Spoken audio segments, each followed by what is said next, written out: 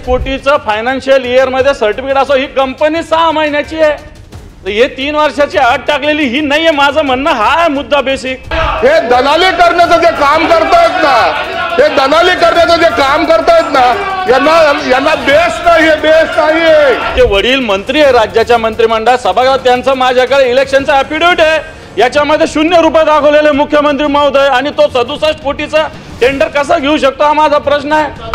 कोर्टाला बोला ना तुम्ही. जेव्हा कोर्टामध्ये मॅटर आहे, तुम्हाला बोलायचा अधिकार काय प्राप्त होतोय?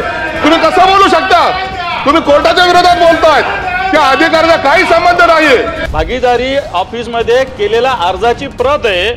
माझ्याकडं जी संस्था आहे, ज्याचे मालक आहे, त्या संस्थेचे त्यांचे वडील मंत्री आहे राज्याच्या मंत्रिमंडळात, सभागृहात, त्यांचं माझ्याकडे इलेक्शनचा ॲफिडेव्हिट आहे, याच्यामध्ये 0 रुपये दाखवलेले मुख्यमंत्री महोदय, आणि तो 67 कोटीचा टेंडर कसा घेऊ शकतो हा माझा प्रश्न आहे. मग 4 महिन्यामध्ये 67 कोटी कुठून येणार आहे? माझा प्रश्न बेसिक आहे. टेंडर तुम्ही त्या धनदा कॉर्पोरेशनच्या लोकांचे पैसे द्या. ती कंपनी काय फक्त वेदांत हॉटेल पुरती नाही आहे, ती कंपनी पुणे, मुंबई, वेगवेगळ्या ठिकाणी प्रॉपर्टी आहे. राष्ट्रीय स्वयंसेवक संघाचे संघचालक आबासाहेब देशपांडे यांनी निर्माण केलेली ही हॉटेल आहे. सगळ्यात महत्त्वाचं, त्यांची पण त्याच्यामध्ये इन्व्हेस्टमेंट आहे. आणि असं असताना असं सगळं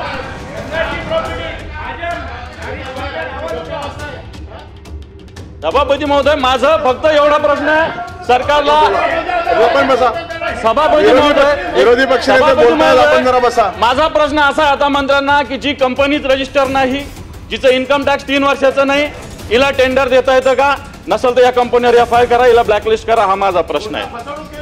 दुसरी गोष्ट, याच्यामध्ये सॉलन्सी सर्टिफिकेट 40 करोडचं द्यावं आणि मिनिमम 45 कोटीचं फायनान्शियल इयर मध्ये सर्टिफिकेट असो, ही कंपनी 6 महिन्याची आहे, तर हे 3 वर्षाची अट टाकलेली ही नाहीये. माझं म्हणणं हा आहे मुद्दा बेसिक. तुम्ही याला उत्तर द्या. तुम्ही जर अशा पद्धतीने देत असाल, उद्या कोणी घेतं म्हणाल तर तुम्ही कशी काय देणार आहे कंपनी? माननीय मंत्री महोदय, सभापती महोदय, ही कोणी काही महाशय सांगतात 130 झाली पाहिजे, 160 झाली पाहिजे, 200 झाली पाहिजे, झाली पाहिजे. मूळ तुम्ही समजून तर घ्या विषय काय आहे.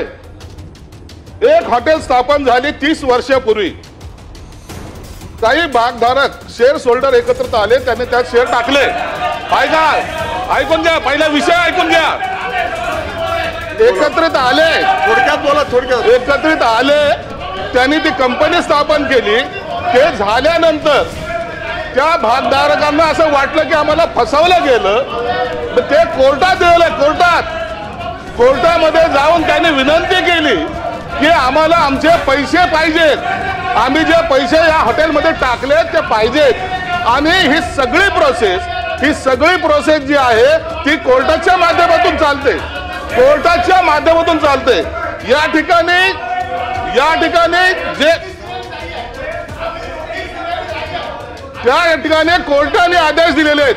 हे या महसूल विभागाचं काम नाही, महसूल विभागाचा कर्मचारी त्या ठिकाणी त्यांना बोलता आलं.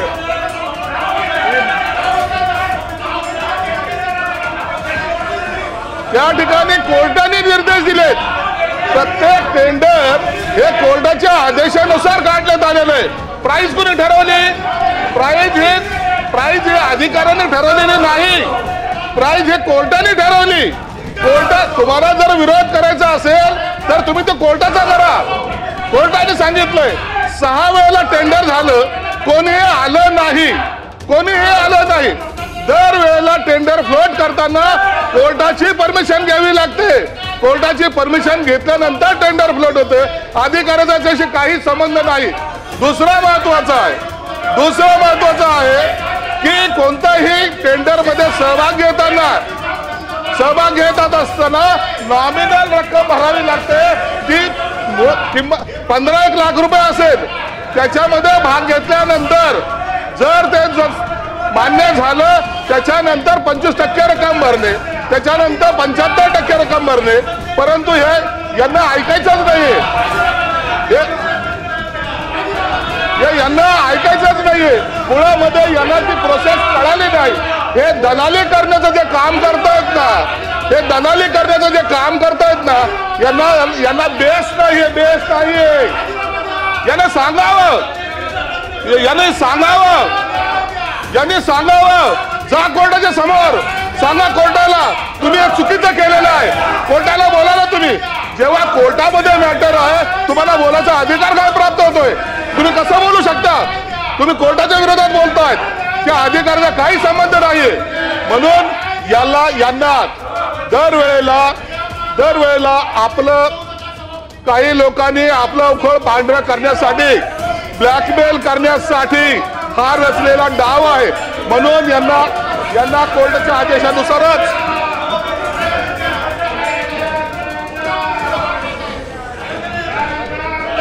जागेवर बसा. सभापती महोदय, मुळामध्ये अरे ऐकून तर घ्या. दलाली करण्यापेक्षा ऐकून तर घ्या. मी सांगतोय ना. तुम्हाला जर कायदा कळत नसेल तर आमच्याकडून शिकून घ्या.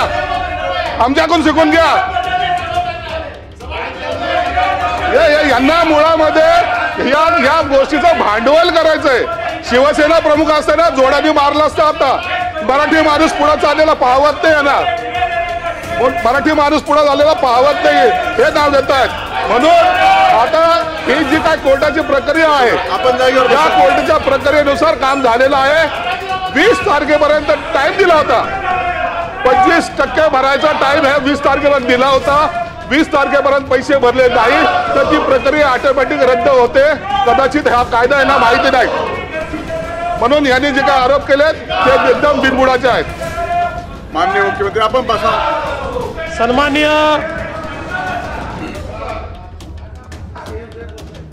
सन्माननीय सभापती महोदय,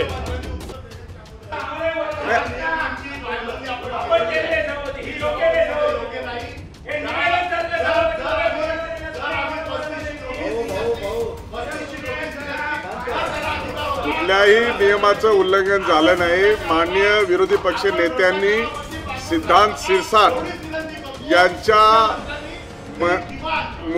यांच्या मंत्री महोदयाच्या दबाव आहे का असा शब्द वापरल्यामुळे शिरसाट उभा राहिले आणि त्याचं क्लिअरिफाय केलं. आता माननीय मुख्यमंत्री बोलतात आपण जरा बसा.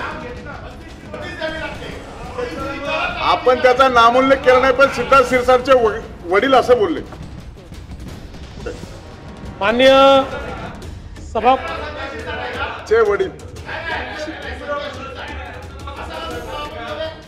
अरे पूर्ण नाव घेतलं ना तुम्ही.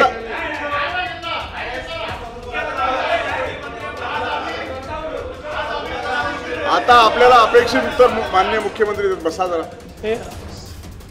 प्रस्तुत प्रकरणामध्ये सन्माननीय महसूल मंत्र्यांनी स्पष्ट केलेलं आहे की सगळी प्रक्रिया रद्द करण्यात आलेली आहे. नव्याने प्रक्रिया करण्यात येईल.